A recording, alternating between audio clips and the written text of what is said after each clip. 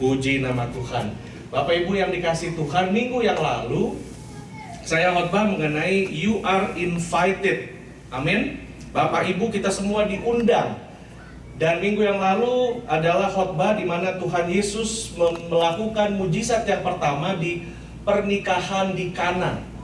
Dan dari Yohanes 2 ayat yang pertama dan seterusnya, pada ayat yang ke-11 dikatakan bahwa hal itu dibuat Yesus di Kana yang di Galilea sebagai yang pertama dari tanda-tandanya, dan dengan itu ia telah menyatakan kemuliaannya dan murid-muridnya percaya kepadanya.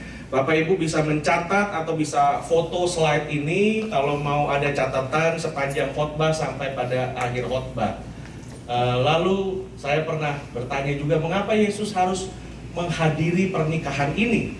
Karena kita sama-sama dengar minggu yang lalu bahwa setelah dia dibaptis dan memanggil murid-muridnya yang pertama sampai Tuhan Yesus bertemu dengan Nathanael, Tuhan Yesus memberikan satu semangat kepada keempat muridnya yang baru ini. Dan dikatakan bahwa kita akan melihat langit terbuka, malaikat akan turun dan akan naik, dan kita akan melakukan tanda-tanda yang luar biasa.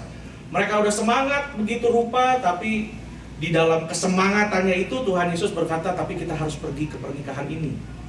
Lalu itu yang kita katakan mengapa Yesus harus menghadiri pernikahan ini, karena ayat yang kedua dikatakan Yesus dan murid-muridnya diundang. Nah, kata ini kalau kita baca biasa aja memang sepertinya nggak ada makna dan nggak ada apa-apanya. Tapi di dalam ayat ini, kata diundang ini merupakan kata kunci. Karena dimanapun kita berada, apapun keberadaan kita, Tuhan akan datang sepanjang dia diundang. Kalau orang dunia tahu sesuatu yang namanya jalangkung, datang tanpa diundang, pulang tanpa diantar. Katanya begitu ya kan? Iya loh. Tapi Tuhan Yesus dimanapun kita ada, di gereja, di bioskop saat penembakan, kalau ada penembakan, dia bisa datang ke situ. Dia bisa datang di mana aja. Nggak peduli tempat yang seperti apa, asalkan dia diundang. Jadi garis bawahnya adalah mengundang Yesus. Hal apa saja yang kita terima atau kita persilahkan, hal tersebut akan tinggal dengan kita. Hal tersebut akan tinggal dengan kita. Karena itu, minggu yang lalu juga kita bilang, kita sama-sama melihat bahwa karena itu jika kita mau mengundang Yesus, maka apa yang harus kita kerjakan? Kita ada 3 poin minggu yang lalu. Yang pertama adalah menyediakan tempat bagi Yesus. Menyediakan tempat bagi Yesus. Untuk menyediakan tempat bagi Yesus, apakah masih ada tempat kalau semua ruangan dalam hati dan hidup kita udah penuh terisi? Karena secara sadar dan tidak sadar, kita tuh mengundang yang pertama yang namanya stres. Kita mengundang yang pertama yang namanya stres. Kita mengundang kedua yang namanya ketakutan.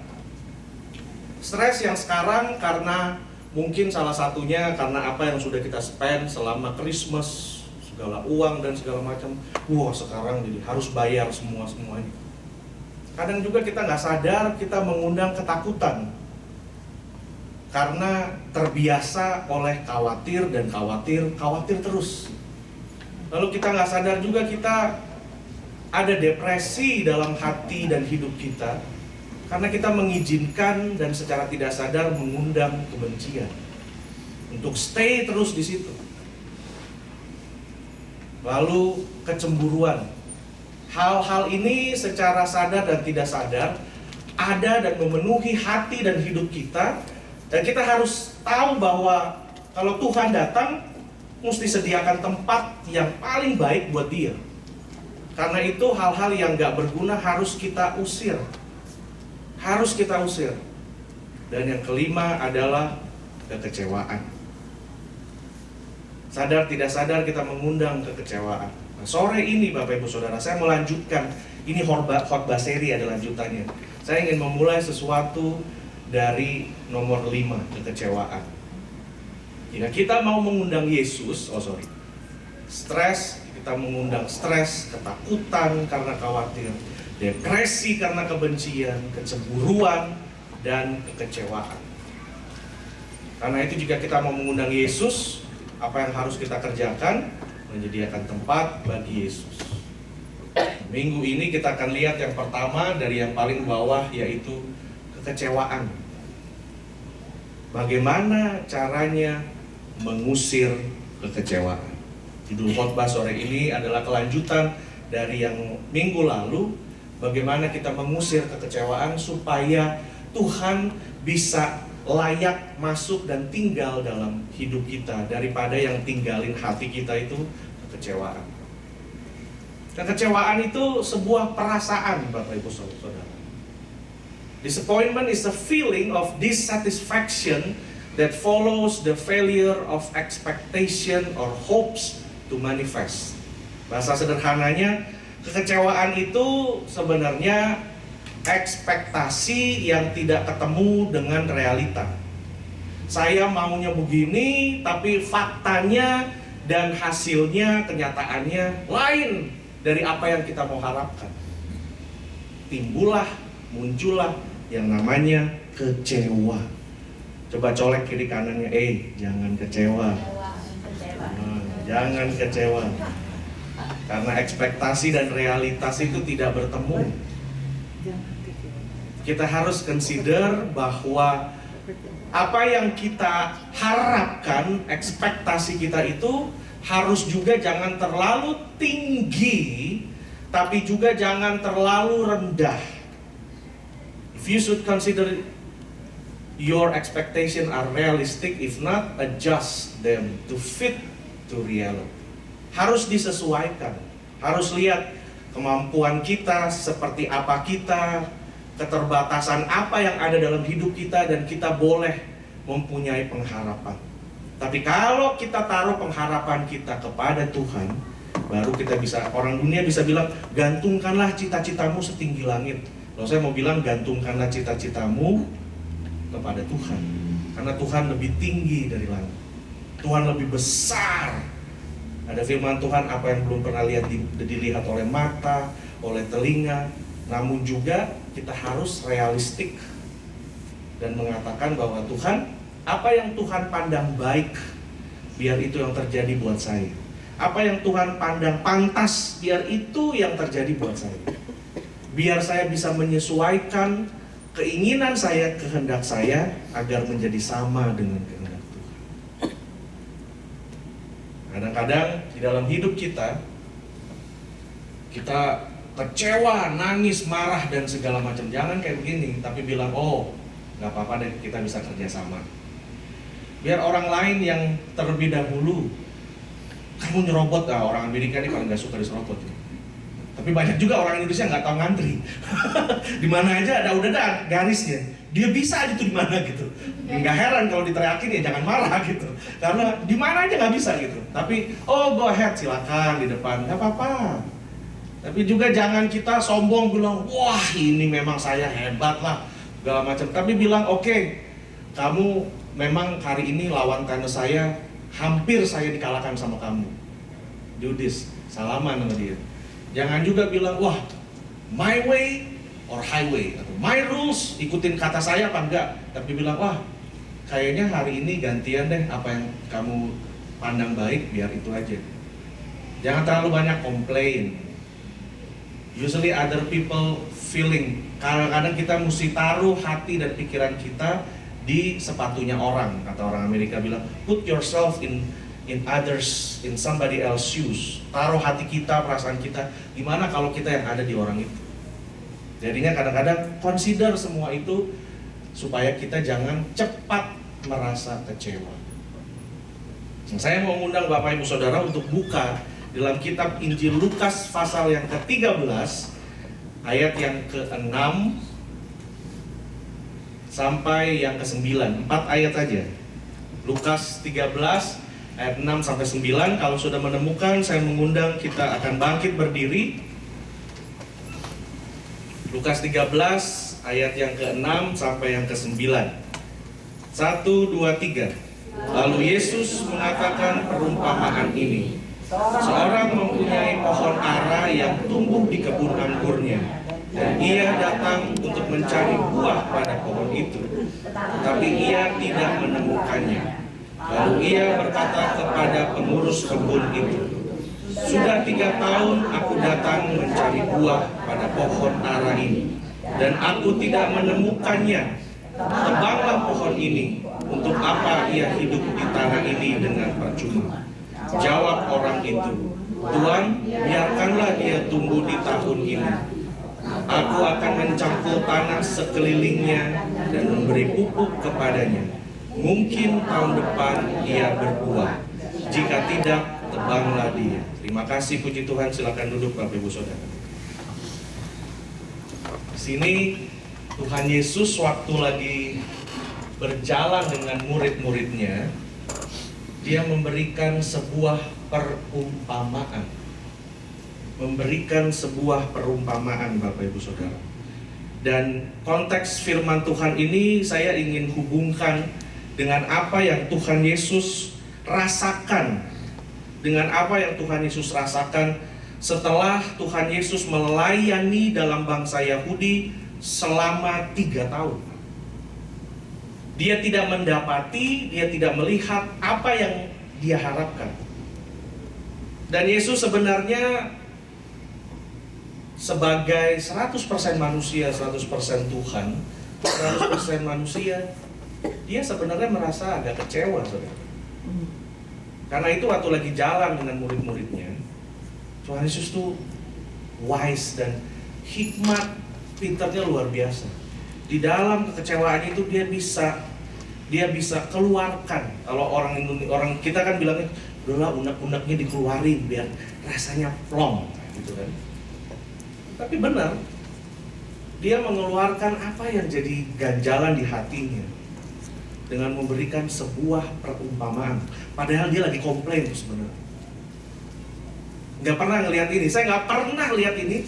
Waktu saya renungkan firman Tuhan tuh seperti Tuhan katakan, you know what? Waktu saya jalan itu, saya sebenarnya komplain.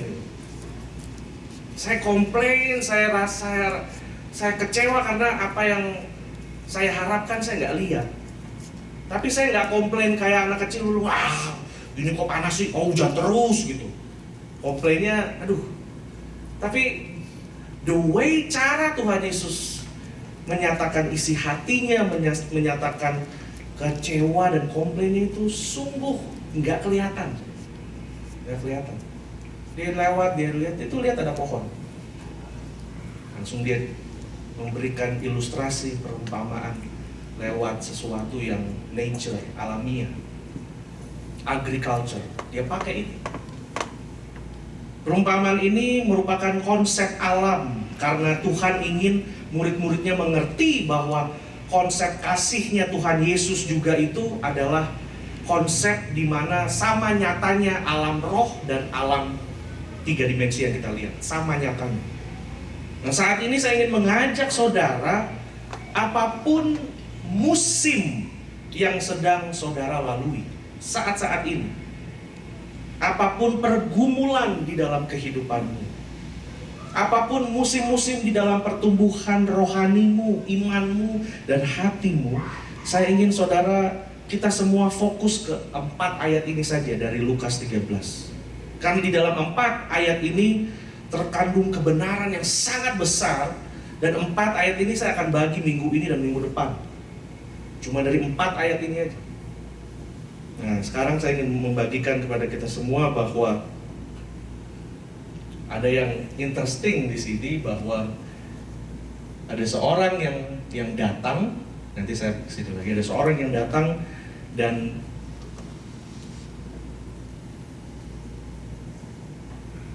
yang pertama ada sang pemilik kebun. Ya, sang pemilik kebun. Nah, ini sang pemilik kebun ini yang datang. Sang pemilik kebun. Ini sang pemilik kebun.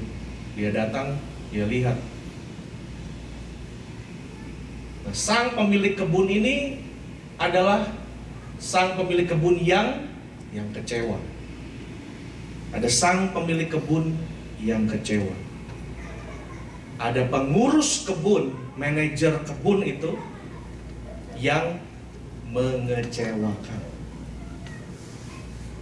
Dan ada pohon ara yang tidak berfungsi, dysfunction, disappointed, disappointing, and dysfunction. Kita lihat bagaimana ayat firman Tuhan itu dijabarkan di sini. Seorang mempunyai pohon ara di sini kan, dia datang untuk mencari buah pada pohon itu. Tetapi ia tidak menemukannya. Sudah 3 tahun aku datang mencari buah pada pohon ara ini, aku tidak menemukannya. Tebaklah, untuk apa ia hidup di tanah ini? Karena ada banyak pohon yang lain yang tumbuh pada tanah yang sama, berbuah. Cuma yang ini nggak berbuah. Jangan dia hidup di tanah ini dengan percuma. Jawab orang itu, Tuhan, biarkanlah dia tumbuh di tahun ini lagi. Kasih kesempatan lagi. Aku akan mencangkul tanah sekelilingnya dan memberi pupuk. Nah, kata pupuk ini di dalam bahasa Inggris NIV itu dikatakan di sini bahwa, Sir, leave it alone for 1 more year and I will dig around it and fertilize it. Dikasih pupuk. Dikasih pupuk. Tapi fertilize di sini pupuk, dia kasih kata-katanya fertilize. Tapi di dalam English Standard Version, kata pupuk ini di sini lihat ya. Until I dig around it and put on manure. Udah tau manure nggak? Pup. Bisa di Google, lihat di Wikipedia. Kayak bird drop. Itu orang suka bilangnya horse manure. Nah itu, ya itu kotoran kuda. Dikasih itu supaya bertumbuh. Nah kadang-kadang Tuhan izinkan sesuatu yang gak enak, yang rasanya kayak supaya kita bertumbuh. Ini bahasanya gamblang, vivid bener ya, kasih kotoran supaya dia tumbuh. Nah Bapak Ibu Saudara, kembali saya akan jabarkan ketiga hal ini. Ada ketiga hal ini sebenarnya gambaran dari hidup kita. Kita kadang-kadang kecewa dengan hidup kita, kecewa dengan pekerjaan, dengan keluarga, apa saja kita bisa kecewa.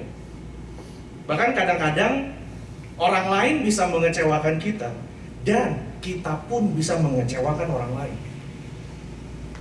Ada banyak hal, banyak kali juga kita dapat mengecewakan orang lain karena standar diri kita begitu rendah, tidak memenuhi ekspektasi orang lain. Karena itu orang lain jadi kecewa. Karena ada banyak hal-hal juga yang tidak berfungsi di dalam diri kita atau dalam diri orang lain, dysfunctional. Karena itu yang membuat semuanya ini lengkap dalam hidup kita. Nah, saya mau bagikan satu kata kunci. What was planted doesn't produce. Apa yang ditanam tidak menghasilkan. Katakan bersama-sama. Apa yang ditanam tidak menghasilkan. Sang pemilik kebun, dia itu menanam tuh. Dia menanam di situ. Mempunyai pohon ara yang tumbuh di kebun anggurnya. Apa yang ditanam tidak bertumbuh, tidak menghasilkan. Potensi yang ada di dalam diri seseorang tidak kelihatan hasil dan efeknya apa-apa di dalam hidup itu. Ada orang pintar, smart, dia bisa, saudara tahu di bumi, di dunia ini hanya ada sedikit orang, kadang-kadang orang apa tuh yang namanya cacat mental tuh, yang dia harus taruh semuanya sama setiap hari. Apa namanya? Ya, autis. Ada 2 macam autis. Tapi kebanyakan autis tuh orangnya pintar sekali. Dan kadang-kadang dari kedua jenis autis, ada orang yang punya memori tuh fotograf. Itu luar biasa, saudara. Dia ingat fotograf, cepet dia ingat. Itu 1000, mungkin 1 juta satu orang nih begitu. Photographic memory. Waduh. Tuh kalau saya punya photographic memory, udah sekolah udah titelnya udah nggak muat dalam satu buku. Itu titel apa aja? photographic memory. Orang pintar sekali. Ada orang yang punya potensi tapi pemalas. Jadinya apa yang ditaruh Tuhan dalam hidupnya gak pernah ngasilin buah, gak pernah ngasilin apa-apa. Padahal punya potensi, punya talenta, bisa segala macam. Tapi begitu aja. Punya kebiasaan, punya kebisaan, punya kemampuan, tapi hidupnya gak kelihatan apa-apa. Dia punya ide, punya konsep, apa aja, kalau ngomong, wah hebat. Tapi kok hidupnya nggak begitu aja, bro? Seperti apa yang ditanamkan Tuhan itu nggak menghasilkan apa-apa dalam hidupnya. Sama seperti apa yang Yesus nyatakan waktu dia jalan dengan murid-muridnya. Dia lihat, dia seperti komplain dan dia bilang sama murid-muridnya, you know what, saya udah melayani di bangsa ini 3 tahun dan saya nggak lihat apa-apa. Saya cuma lihat pemuka-pemuka agama, ahli-ahli Taurat. Dia pakai keagamaannya semuanya ini untuk menuduh orang lain, to condemn. The Spirit of the Lord nggak pernah condemn, tapi Spirit of the Lord buat kita ngaku, oh iya saya salah. Tapi dia nggak pernah bilang, kamu berdosa, kamu begini, kamu nggak ada. Tapi kesalahan yang Tuhan sudah lihat, bahwa apa yang dia sudah tanam itu dia nggak pernah lihat lagi. Karena perhatikan Bapak Ibu Saudara, kemarin saya udah mention di dalam hubungan suami istri, kita harus bertumbuh. Kalau nggak, stop saja pernikahan. It has to grow or it has to go. Harus bertumbuh, kalau nggak nanti dipotong. Tapi itu kasih karunia juga kan, kasih karunia gratis tapi nggak murahan. Karena itu manajernya bilang, bos, 1 tahun lagi deh, tahun ini aja. Itu kasih karunia, itu grace. Tapi juga nggak murahan karena dia bilang, tahun ini aja. Kalau nanti datang nggak berbuah, potong.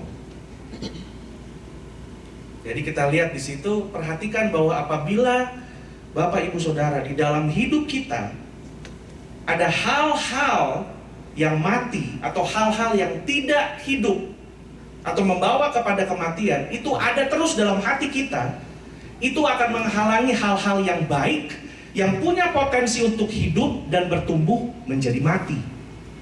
Karena itu saya bilang bahwa stres, khawatir dan lain-lain, ketakutan harus diusir. Karena itu sesuatu yang mati, alang-alang. Saudara kalau tahu berkebun itu kan lihat, ini ada alang-alang. Alang-alang itu kan kita nggak ngurus, dia nunggu sendiri. Tapi kalau nggak dibabat, dicangkul habis, kita punya tanaman yang di kanan itu dimakan nanti. Sama hati dan hidup kita. Kalau kita tahu ada yang busuk dalam sini nih, nggak dicabut, wah, semua yang hidup dia bisa makan. Semua yang punya potensi untuk jadi kebaikan akan mati. Makanya kemarin saya bilang, kita dalam hidup kita kadang-kadang bawa beban banyak, tas-tas tuh. Tas-tas dari masa lalu, tas-tas kekecewaan, tas-tas segala kepahitan, dan kita bawa tas-tas yang sampah, yang bau-bau, sampai orang bikin kebaikan sedikit pun kita nggak notice. Orang baru mandi pakai parfum sedikit pun kita nggak, yang kita cium cuma bau, yang kita lihat cuma negatif dan negatif dan negatif aja. Tapi ada kebaikan yang muncul sedikit saja kita nggak kenal itu. Karena ini hal-hal yang nggak ada guna apa-apa harus dibuang. Kalau nggak, senjata makan Tuhan itu makan di dalam kita. Dan akhirnya Tuhan bilang, saya udah kirim, saya udah tanamkan itu di hidupmu, saya udah kasih tahu, tapi kamu nggak. Kita aja kalau punya taman kecil kita rawat, yang nggak akar apa itu segala rumput-rumput liar yang nggak gunanya kita semprot, kita cabut-cabut semua. Dan demikian juga dengan hati kita, Bapak Ibu Saudara. Zaman di mana Yesus hidup, zaman di mana para pemuka agama menggunakan Taurat atau firman Tuhan untuk menyalahkan, to condemn people, rather to instruct them, memberi petunjuk supaya mereka bertobat dan hidup dalam kebenaran. Saudara ingat bahwa Abraham itu bapak orang percaya, bapak orang beriman. Manusia satu dunia belajar iman itu sebenarnya dari Abraham. Dan Tuhan mengajar manusia dengan memberikan contoh apa yang dinamakan faith atau iman itu dari Abraham. Dan Tuhan seperti menaruh bibit iman itu di dalam Abraham, sehingga Tuhan bilang keturunanmu akan lebih banyak dari bintang dan lebih banyak dari pasir di laut. Dan kita keturunan Abraham sampai saat ini, itu seed atau bibit yang Tuhan taruh di Abraham itu ada di kita. Karena itu tanggung jawab kita besar, Bapak Ibu Saudara. Kejadian 3, tanggung jawab kita besar sekali. Nah, berbicara mengenai pohon ara. Nah, sang pemilik kebun ini dia punya pohon ara.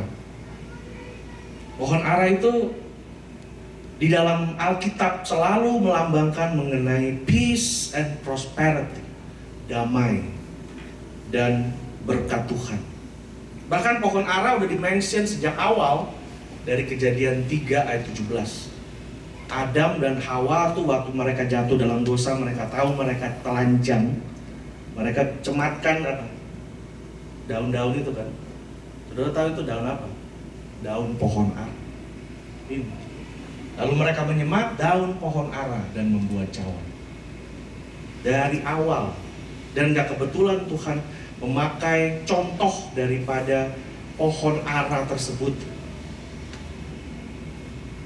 Jadi sekali lagi, what was planted does not produce. Apa yang sudah ditanam tidak menghasilkan buah.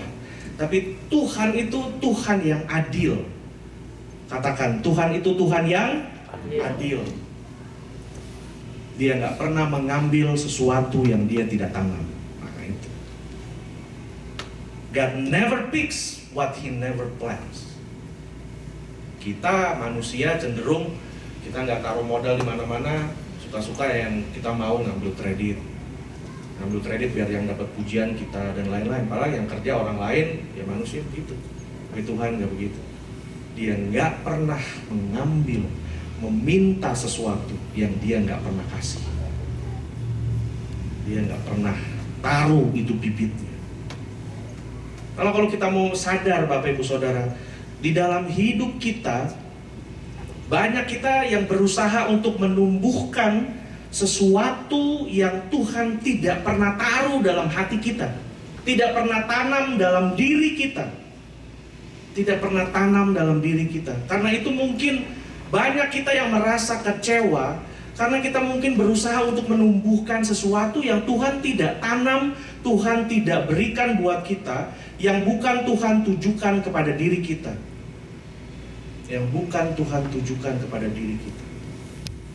Saya memberikan ilustrasi dari kesaksian pribadi, Bapak Ibu Saudara. Sepanjang tahun-tahun pertama, kedua, ketiga dari pernikahan saya tuh kadang-kadang saya terlalu banyak minta maaf untuk istri saya buat di dalam rumah tangga, di rumah, untuk sesuatu yang saya nggak bisa kerjakan. Saya ini bukan handyman, saya nggak bisa. Ada orang tuh handyman, Pak Hussein, Pak Leo juga lumayan handyman, Pak Asen, itu kalau maku sama ini, saya paku udah gede, cerot yang ke paku, jempol. Bagaimana mau handyman? Karena itu nggak ditaruh di saya. Tapi dikit-dikit apa ini, wah. Tapi kalau untuk desain atau apa, sofanya di mana, ininya di mana, itu saya tahu. Karena desain itu juga ada unsur psikologi. Saudara, kalau ruangannya kecil, barang-barang yang besar itu lebih baik taruhnya di pojok, biar rasanya tuh kayaknya lapang. Saudara tahu kenapa restoran tuh taruh warna-warna menarik? McDonald taruh kuning, ada merah dan lain-lain. Supaya itu ada bangun energi dan wah, kalau restoran suram begitu saya kan mau makan. Jadi nggak begitu, saudara. Jadi saya terlalu banyak, ini nggak bisa nih. Lampunya ini, tapi ya ganti lampu bisa lah, bohlam gitu kan. Kesetrum sedikit gitu. Ngerti lah gitu. Tapi kalau untuk bangun, ini gini, kamarnya disekat, dibagi dua gini, pakai triplek, wah udah buta deh, nggak bisa lah. Jadi saya tahu sekarang, saya sadar bahwa itu nggak ada. Tapi kasih saya mikrofon, kasih saya buku, saya kasih tahu isinya apa. Nah itu, saya tahu. Kasih saya two-style kamera, saya bisa foto, saya bisa bikin itu, saya kasih saya itu deh. Tapi kalau saya kasih saya komputer, suruh bikin bahasa komputernya apa segala macam, wah kasih Pak Leo aja deh. Kalau saudara mau ngajak saya main tenis masih bisa, tapi kalau mau main golf dan lain-lain, ajak Pak Seng aja deh, ajak saya deh. Kalau enggak, nimpuk itu sticknya yang terbang saudara, bolanya di situ, twing langsung, udah kemana-mana. Karena nggak ada di saya. Tapi kadang-kadang kita lihat, itu keren ya, bisa begitu. Nano gagah lo main drum. Karena kita nggak punya talenta main drum. Kalau main drum, wah, jadinya lucu kalau Nano pada drum, jemaat pada kabur, ya gitu. Jadi sesuatu yang Tuhan nggak taruh di kita, jangan mau sok-sokan atau lihat orang lain gitu mau ikut. Makanya kadang-kadang saya bukannya agak picky, kalau memang Tuhan nggak kasih karunia buat nyanyi, jadi asyir aja.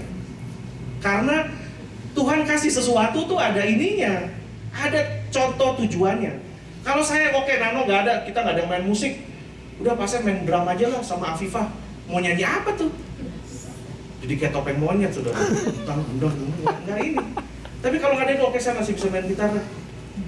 Kalau main piano saya bisa, tapi nggak sebagus Ria. Nanti saudara, gitu.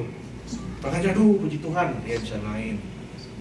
Nah, ada banyak yang kita nggak ngerti di hadapan Tuhan bahwa tapi kalau kita kenal Tuhan, kita datang kepada Dia, kita tahu bahwa who am I, karena kita kenal yang ciptakan kita.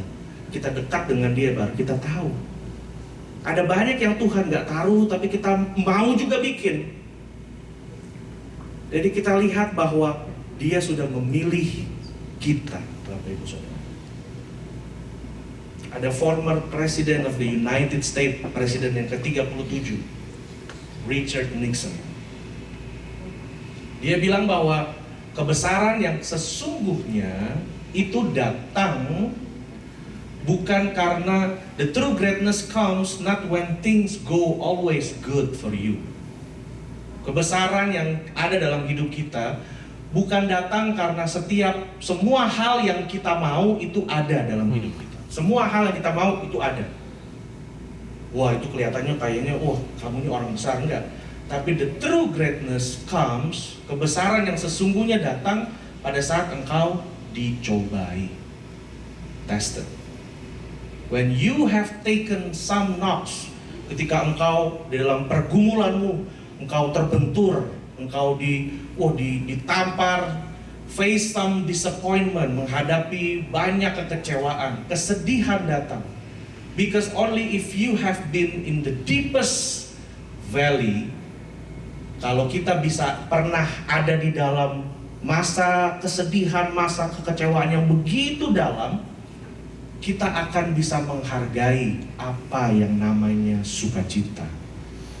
Kalau kita nggak pernah nangis sesebukan sama Tuhan, sampai udah nggak ada air mata, cuma nangis, nggak bisa ngomong, aduh Tuhan. Kalau Tuhan nggak izinkan kita pernah ada di tempat yang paling rendah, apabila kita ada sekarang ini, kita akan take it for granted. Biasa kok. Karena kita belum pernah diinjak orang, belum pernah sampai di bawah itu tuh. Jadi keset sama orang belum pernah. Kalau belum pernah jadi keset sama orang, kita nggak bisa, susah kita untuk menghargai kebaikannya orang. Karena itu zaman sekarang jarang juga ada orang-orang yang bisa, terima kasih, thank you. Kalau kita udah pernah susah seperti apa, kita dinaikkan Tuhan kembali lagi, ada know how magnificent it is to be in the top of the highest mountain. Wah, baru kita bisa hargai. Aduh, ini luar biasa ya. Kadang-kadang Tuhan bikin kita melarat dulu, baru kita bisa hargai yang namanya nasi, saudara. Ada sego nasi. Saat kita ketemu nasi dalam mimpi tok, kadang-kadang Tuhan biarin sengsara sampai habis itu baru ketemu orang yang normal, baru ternyata masih ada orang yang baik, masih ada orang yang normal. Karena itu Saya melihat bahwa apa yang kita hadapi sekarang itu bukan hal yang kebetulan terjadi, tapi sudah Tuhan rencanakan, Tuhan sudah atur sedemikian rupa. Yesaya 41 ayat 10. Saya sudah memilih kamu, saya tidak meninggalkanmu. Jangan takut, jangan khawatir, saya beserta dengan kamu. There is no need to fear, for I am your God. I give you strength. Kata Tuhan, jangan khawatir, aku sudah memilih kamu. Kalau Tuhan tidak menaruh sesuatu dalam hidup kita, Dia tidak akan memilih kita. Dia sudah taruh keselamatan itu lewat karya putranya yang tunggal, Yesus Kristus. Supaya barang siapa yang percaya diselamatkan dan beroleh hidup yang kekal. Dan beroleh berkat yang luar biasa. Dia sudah tanamkan sesuatu. Saudara, prinsip perpuluhan itu sebenarnya sudah ada waktu Tuhan memberikan anaknya yang tunggal, yang terbaik, putranya, Yesus Kristus. Dia nggak kirim malaikat yang paling hebat, enggak. Tapi anaknya sendiri dia kirim. Dia taruh karena dia menanam bibit hidup itu. Dia tanam dalam hidup manusia. Lewat anaknya sendiri dia taruh. Barang siapa yang percaya selamat. Dia sudah taruh. Dan dia nggak akan ambil sesuatu yang dia nggak akan ambil sesuatu yang dia nggak pernah tanamkan. Dia nggak pernah berikan. Dia sudah berikan anaknya yang tunggal supaya hidup kita diubahkan dan berubah.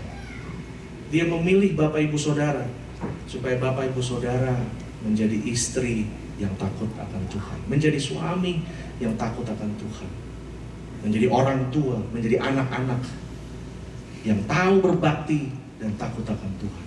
Dia nggak pernah sembarangan dia taruh begitu. Tuhan itu Tuhan yang adil, Bapak Ibu Saudara. Dan kita percaya saat-saat ini, dalam musim apapun kehidupan kita, Tuhan sudah memberikan sesuatu dalam hati kita, dalam hidup kita. Dan Dia mau itu semua bertumbuh. Tuhan memilih kita karena kita percaya kepada anaknya. Sesuatu yang sudah Dia tabur. Jangan biarkan orang lain mengatakan kepadamu, kamu udahlah nggak bisa apa-apa. Lihat itu bapakmu begitu, lihat itu mamamu begitu, begini, mana bisa kamu dulu aja begini-begini. No. Tapi katakan bahwa oke, fakta berbicara seperti itu. Tapi Alkitab, kebenaran Alkitab melebihi fakta yang kita lihat sekarang. Amin. Melebihi fakta yang kita lihat sekarang. Kita lihat sekarang, kita mungkin sakit, terbatas, ada gangguan di dalam finansial kita. Tapi apa kata Alkitab? Itu lebih daripada kenyataan. Amin. Alkitab mengatakan, I can do all things. Aku dapat melakukan segala sesuatu. Aku cakap menanggung segala sesuatu. Amin. Katakan kiri kananmu, kamu cakap melakukan segala sesuatu.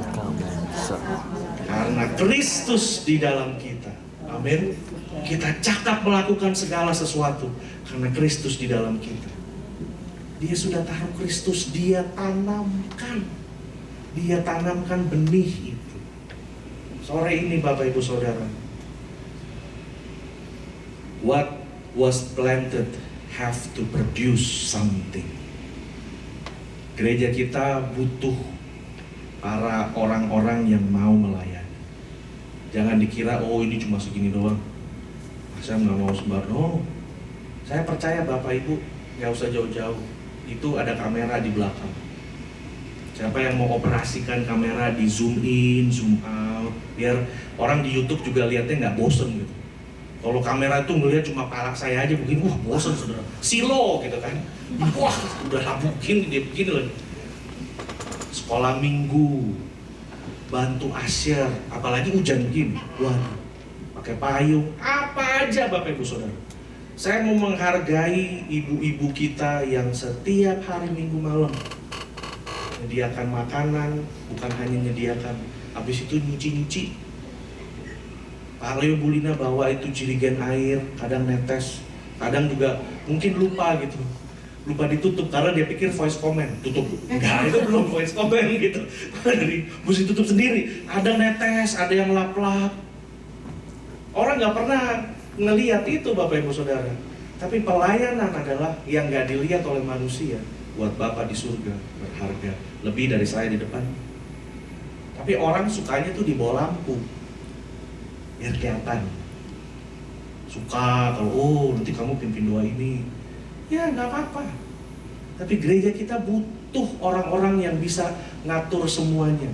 Contohnya hari ini aja, padahal saya bawa buletin, lupa dikeluarin dari tas. Karena ngatur musik, saya pikir, oh iya lupa dikeluarin, nanti baru habis kebaktian dibagiin. Nggak bisa ini cuma beberapa pentol orang aja di sini, nggak bisa saudara. Saudara yang bisa apa aja. Aku bilang, Pak Sam, saya nggak bisa nyanyi, nggak bisa ini. Iya, pasti ada satu yang Tuhan taruh dalam hidupku yang kamu bisa.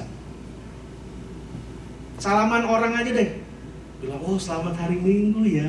Nah itu. Jangan biarin si Michael aja. Kalau Michael datang, semua orang maunya dipeluk kan. Kadang-kadang, kita kan orang Asia kan, kadang-kadang. Kalau orang Western kan apa aja, wah, semua hak juga gitu. Sampai saya lupa gitu, saya pergi kemana gitu, ke Indonesia, saya, oh hak kok iya, bunyi gitu, oh iya lupa iya. Saya pikir, oh iya bener, udah lupa, udah kebiasaan barat. Jadi apa aja Bapak Ibu Saudara, saudara bisa bantu Mas Nano ini untuk bikin kita punya website. Sekarang ini orang tahu informasi dari macem-macem, bisa bantu. Tapi saya percaya Bapak Ibu Saudara, mungkin kita pernah kehilangan beberapa orang yang saya sadar juga, mungkin saya pernah buat salah dan lain-lain. Tapi kita mesti belajar. Makanya saya bilang, tapi Tuhan kirim ganti. Sekarang ada Merlin bisa operasi di situ juga. Nanti Bapak Ibu bisa gantian loh. Merlin terus, saya juga mau dong ituin buat ini gitu. Apa aja. Lap-lap bangku kayak gitu, apa deh. Bantu di depan, iniin. Kalau ada padu mais tuh begitu kan, bantuin biar Ibu Ros bisa ke dapur duluan. Nah, saudara, Om sama saya aja. Hal-hal kecil yang, ya ampun. Kalau bilang, oke, Konori ambil mobil, saya tuntun ini, ada Ibu Sinta dan lain-lain. Nggak kebetulan gereja ini, Bapak Ibu Saudara, kita banyak senior, tapi juga ada orang-orang yang muda. Nah, orang-orang yang muda perlu orang-orang yang senior yang sudah lebih dahulu kenal Tuhan untuk membantu menjadi contoh teladan dan mengangkat jalan bersama-sama melayani Tuhan dengan kita yang muda-muda. Jadi firman Tuhan ini nggak datang sembarangan aja begitu. Apa yang sudah ditabur, gereja ini juga Tuhan izinkan lewat berbagai macam tantangan, kekecewaan dan lain-lain. Tapi bukan berarti tidak ada yang Tuhan pernah taruh dalam gereja ini, bibit itu. Dan bibit itu akan tumbuh lewat Bapak Ibu Saudara kita semua. Sesuatu yang ditanam itu harus tumbuh. Kalau enggak, dipotong. Buat hidup kita keluarga, suami, istri, orang tua, anak-anak, tanamkan. Kalau lihat, nak, kamu nih sebenarnya bisa ini, coba deh bikin itu. Dikasih semangat, encouragement dan lain-lain. Saya percaya kita mungkin jemaat gak banyak Bapak Ibu Saudara, tapi saya bersyukur dari semua ini, saya bisa katakan hampir 90% kita ini orang-orang yang pintar, orang-orang yang punya kapasitas yang Tuhan berikan, orang-orang yang punya kemampuan. Amin. Orang-orang yang punya kemampuan, nggak asal datang nganget-ngangetin bangku gitu, nggak ada. Tapi kita dikasih Tuhan, nggak kebetulan kita bisa ada dengar firman Tuhan dan Tuhan ingatkan, hei, saya menaruh sesuatu dalam hidupmu. Nggak percuma kamu bisa menghitung matematika dan lain-lain. Coba tolong di sini juga.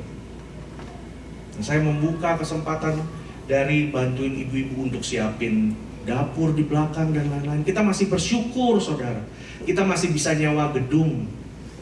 Di tempat-tempat lain, di Indonesia, di negara-negara, waduh, udah dapat tempat susah, nyewa mahal dan lain-lain.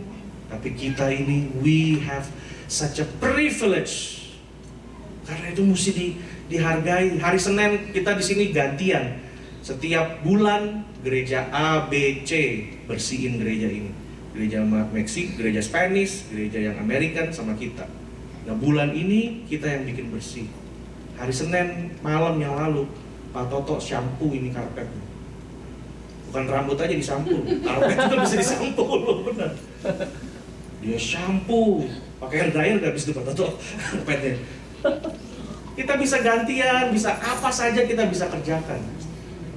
Mungkin ada banyak hal yang saya nggak sempat ucapkan, tapi kalau saudara datang sama saya, saudara bilang, Pak Sam, saya mau melayani apa ya? Nanti saat itu pasti Tuhan akan ingatkan saya, tanya, dari situ baru tercipta. Ada banyak, nanti mungkin ada banyak pelayanan-pelayanan yang baru yang bisa ada. Pelayanan-pelayanan baru yang bisa ada. Ada nanti bisa translate, bisa apa saja, Bapak Ibu Saudara. Sekarang CD-nya itu, wah, saudara saya ini makanya mau minta Nano untuk cari timnya supaya hari Minggu saat ini udah selesai direkam di sini bisa langsung ada yang burn CD. Jadi saudara pulang ada bisa lihat CD langsung. Kalau saudara ada bocor tuh kan, bunyinya kayak orang pipis gitu, ada bocor sedikit. Nah, ini mesti di report lagi. Jadi lihat kalau nih, Pak Nano, ada yang mau dibantuin nggak bikin CD-nya apa sebelum keluar di YouTube? Jadi kalau pulang ada, nah semua itu di sini sampai beres di depan. Nah kita perlu Bapak Ibu Saudara. Karena itu supaya juga kita bisa, kalau ada banyak yang bantu, kita bisa lebih banyak waktu untuk fellowship dan ngobrol. Kadang-kadang kita mau fellowship dan ngobrol udah keburu malam, makanya kadang-kadang kita pulang tuh jam 9. Waduh. Karena kapan lagi kita mau ini? Hari Minggu lah kita ketemu, kita ngobrol. Tapi kalau belum ngobrol, udah bersihin ini, dibully sama Pak Leo, bolak-balik tuh pakai ini kayak dimsum. Gerobaknya itu pulang ini, wah. Saudara, apa yang Tuhan tanam, Tuhan mau lihat itu berbuah. Tuhan udah setiap berkat, every blessings come with a purpose. Tuhan beri kamu rumah, mobil dan lain-lain, pekerjaan, ada tujuannya. Ada tujuannya. Dan saya berdoa Bapak Ibu Saudara, saya pun maksa diri saya urus diri bener-bener. Mau kurus, tiap tahun bilangnya mau kurus, nggak kurus-kurus. Tapi tahun ini ada sedikit kemajuan. Saudara tahu ada satu daun yang bisa membantu untuk diet. Kalau udah tahu diem aja, supaya bentar ada yang belum tahu biar ketawa sama-sama ya. Ada daun yang bisa bantu diet, namanya daun pisang. Ini bisa menahan rasa lapar. Caranya kasih nasi sama ayam, makan di situ kan. Tapi ya saya udah olahraga makin banyak, makan semua 2 minggu 8 tahun hilang lumayan. Mesti banyak belajar sama Connery. Udah jadi pikir wah ini, dan saya tahu maksudnya kemampuan semua. Jangan kita cuma lazy dan segala macam, tapi kita ingat Tuhan udah taruh sesuatu. Kalau orang lain tuh bisa kok, kamu nggak bisa. Jadi kita berdoa, kita percaya bahwa Tuhan, hari ini saya dengar firman Tuhan. Apa yang sudah Tuhan tanamkan, Tuhan akan lihat itu berbuah. Tuhan akan lihat itu berbuah. What was planted have to produce. Have to produce. Karena orang akan kenal pohon lewat buahnya. Orang akan kenal Tuhan lewat hidup kita. Kemarin saya bilang to represent. Tuhan menciptakan manusia to represent Him and to reflect. Kalau bangsa di dunia ini menaklukkan sebuah daerah, dia pasti bangun tugu. Di Indonesia setiap kelas, setiap ruangan, public places ada 2 foto dan burung Garuda. Tandanya penguasa dia di situ. Kita representatifnya Tuhan. Kalau manusia bisa berpikir seperti itu, bikin tugu dan lain-lain, datang dari mana itu? Kalau bukan dari Dia. Kalau bukan dari Tuhan sendiri. Patung Gajah Mada dan lain-lain, itu tandanya di sini. Kita turun di LAX, di Washington DC, masih ada gambar Obama, atau sekarang udah diganti kali Donald Trump. Artinya sovereign. Ini penguasa di sini tuh itu dia. Dan kita ada di dunia supaya orang lain, manusia yang lain lihat, oh, ini wakil daripada sang penguasa di atas, itu dia. Orang lihat Tuhan Yesus, kenal Tuhan Yesus lewat hidup kita. Jadi sesuatu yang sudah Tuhan tanamkan, bibit itu harus berbuah, berproduksi. Karena Tuhan gak pernah meminta apa yang Dia tidak kasih, apa yang Dia tidak tahu. Seperti perumpamaan yang lain, hamba yang setia dan tidak setia. Dikasih semua kan? Gak ada yang gak dikasih. Semua dikasih. Demikian juga dengan hidup kita. Biar tahun 2017 ini Bapak Ibu Saudara, kita berdoa menjadi tahun pembaharuan. Bukan hanya di keluarga, rumah tangga, pribadi lepas pribadi, di dalam gereja, bahkan di bangsa ini akan terjadi pembaharuan. Di Indonesia pun, saudara bisa lihat ada gerakan Tuhan di mana aja. Di Indonesia ramai dengan Ahok, di sini dengan Trump dan lain-lain. Tapi itu ada iramanya Tuhan, ada pergerakannya Tuhan. Dia mau melakukan sesuatu yang besar. Amin. Ada pertobatan yang besar, ada sukacita, ada berkat Tuhan yang besar untuk tahun-tahun ini. Haleluya. Katakan kiri kanannya, kamu harus berbuah. Kamu